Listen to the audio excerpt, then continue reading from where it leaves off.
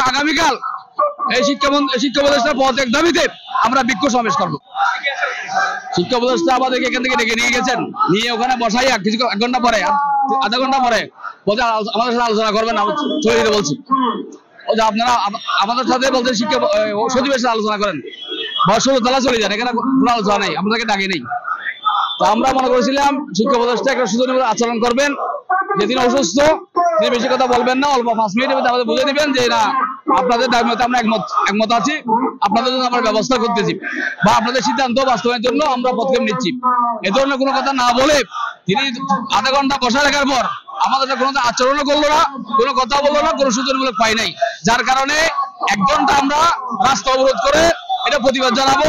4টা বাজে আমরা প্রেস ক্লাবের সামনে সংবাদ সম্মেলন করবো এবং আগামীকাল এই শিক্ষা উপদেষ্টার পদত্যাগ দাবিতে আমরা বিক্ষোভ সমাবেশ করবো। যে আচরণ করা দরকার ছিল সে আচরণ করে নাই, আমরা তাদের দিচ্ছেন অবহের কথা সেটা পাই নাই, তার প্রতিবাদ তিনি অযোগ্য একজন শিক্ষা উপদেষ্টা, এই জন্য আমরা তার পদত্যাগ চাইবো।